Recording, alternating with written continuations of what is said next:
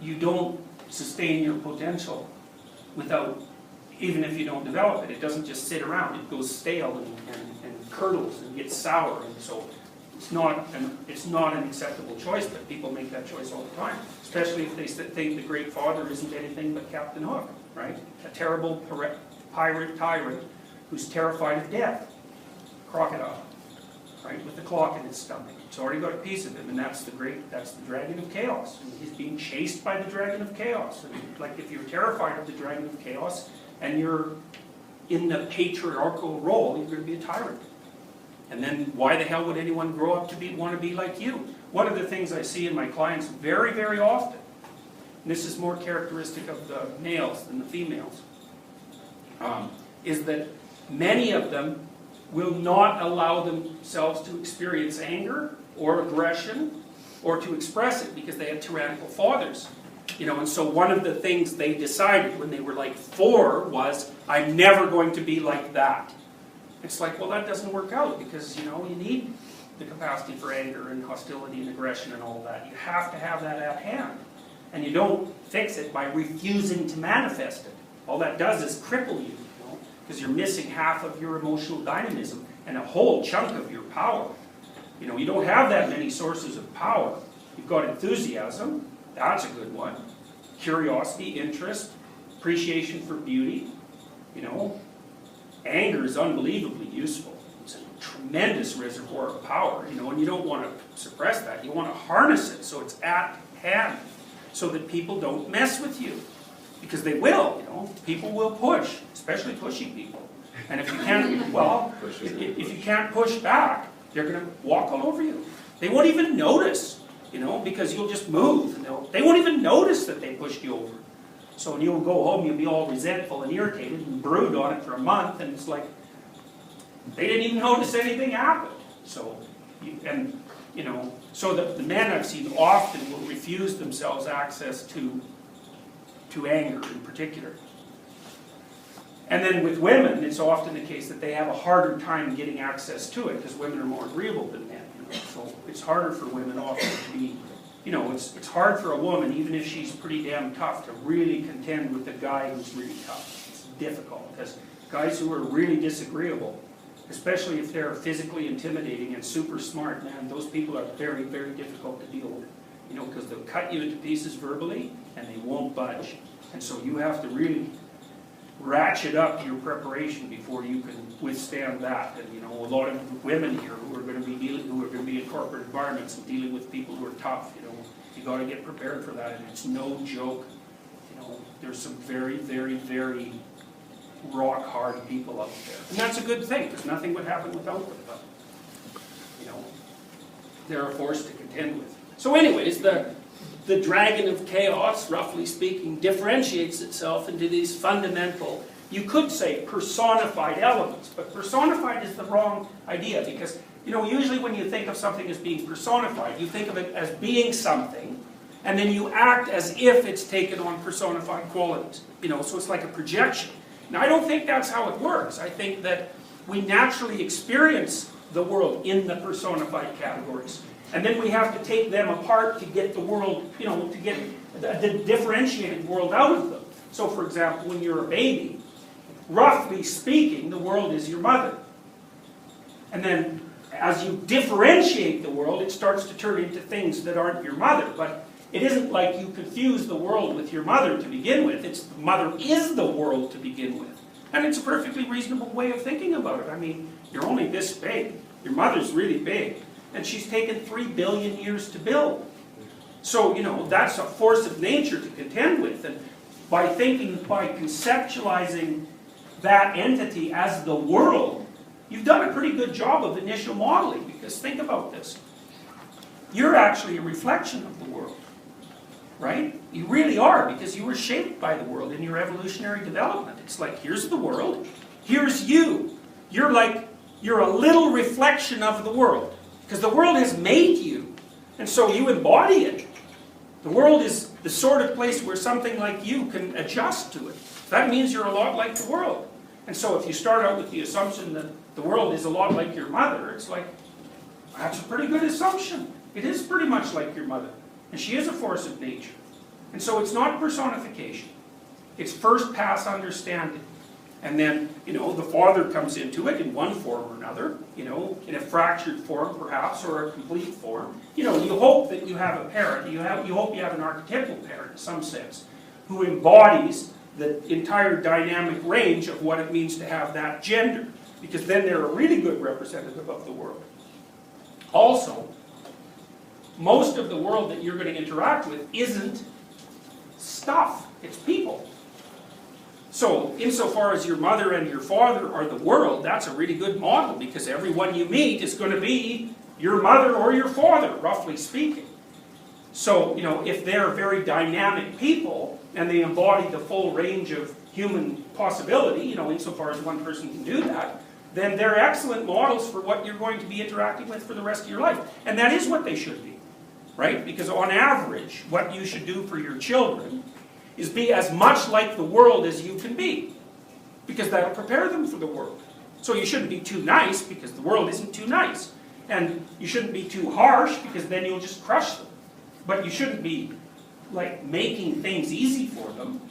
You should be making things as difficult for them as they can possibly manage.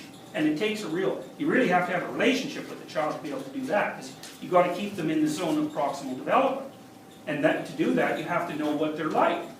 And so if they can carry 5 pounds Monday, you put another ounce on Tuesday, and that way you allow. It's the anti-Oedipal approach. You encourage them to become strong and independent. Very hard on parents to do that, especially if they define their lives by their children.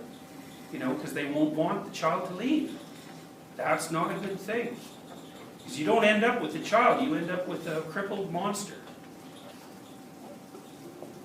What is it that you can use to buttress yourself against the undeniable catastrophes of existence?